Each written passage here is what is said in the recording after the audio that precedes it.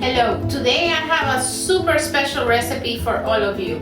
This is a medieval recipe that comes from the region of Santiago in Galicia, Spain, and it's called Tarta De Santiago or St. James Tart. And the ingredients are half a cup of milk, 4 eggs, we're going to be using lemon zest, 1.5 stick of butter, 2 teaspoons of baking powder. We're also going to be using half a cup of all-purpose flour, 1 cup of sugar, and the main ingredient and what makes this dessert delicious, 1.5 cup of almond meal. If you can't find the almond meal, you can buy the almond and grind it yourself. The first thing that you need to do is butter the sugar and the eggs until you have a very creamy and fluffy consistency. And this is the consistency you want. In order to achieve this, the ingredients should be at room temperature. The butter, the milk, all your ingredients should be at room temperature. Now I'm going to start adding 1 egg at a time and mix well. Now that the butter, the sugar, and the eggs are mixed, I'm going to add the lemon zest. And I'm not measuring here. I would say this is going to be about maybe half a teaspoon of lemon zest. Now in a separate bowl, I'm going to mix all my dry ingredients. Here's the almond flour or almond meal, the all-purpose flour, and the 2 teaspoons of baking powder. You gotta make sure that all this flour, all these ingredients are very well combined. Now I'm going to add the dry ingredients and the milk to my egg mixture. You always start with dry and end up with dry. This is how I'm gonna do it. I'm gonna add a little bit of my dry ingredients, mix. This is a very delicate mixture, so little by little, you don't want to deflate this mixture. It has a lot of air in it, and this is what's going to make it grow. And now I'm going to add a little bit of the milk. After the milk, the flour again. Remember, flour, milk, flour, milk, flour. Until you're done. My batter is ready, and now I'm going to prepare the mold. The mold or tin is already buttered. Now I highly recommend that you line it with parchment paper. No matter what I do to this cake, no matter how I butter my mold or tin, it always sticks to the bottom. It could be the almond meal, who knows, but I recommend that you do it and you won't have any issues on molding it.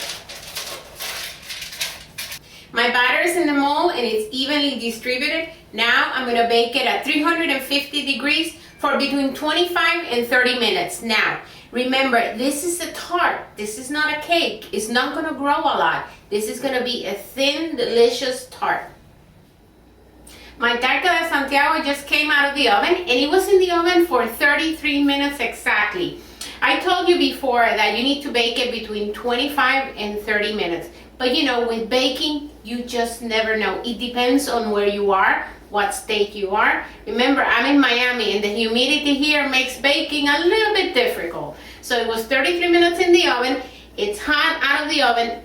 And I'm going to show you something else that I do that is not traditional. So I don't want the Spaniards to get upset with me. This is something that I do to bring out the flavor and to make it a little bit more moist. And what I do is that I boil 1/3 of a cup of water with 1/3 of a cup of sugar. What I do is that I make a simple syrup. To that, I add 1/3 of a cup of almond liqueur. And now what I'm going to do is I'm going to poke little holes in my tart with a toothpick and add that liquid to it and let it absorb for at least, I would say, 30 minutes before I unmold it.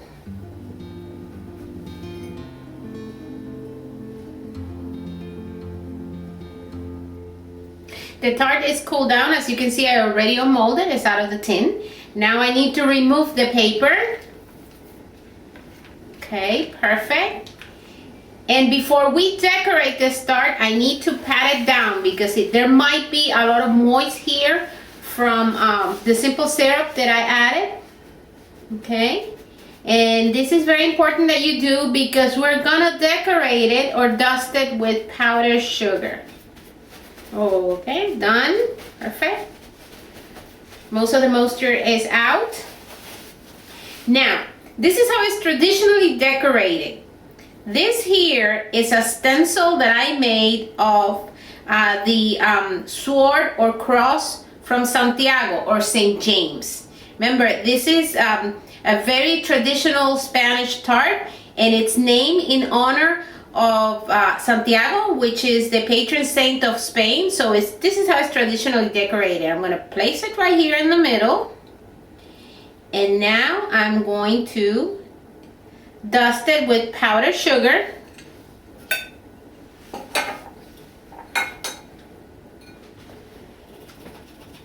Okay. Cover it completely. Because the idea is that when I remove the stencil, the Santiago cross or sword would be right there in the middle. And this is how you're going to see it in Spanish bakeries. In Spain, you're going to find it everywhere. This is very traditional in Spain. Sometimes you're going to even see it with a cross, a crucifix, instead of the sword. Okay, here we go. And I think that's enough. Enough powdered sugar. And now, very carefully, I'm going to remove my stencil.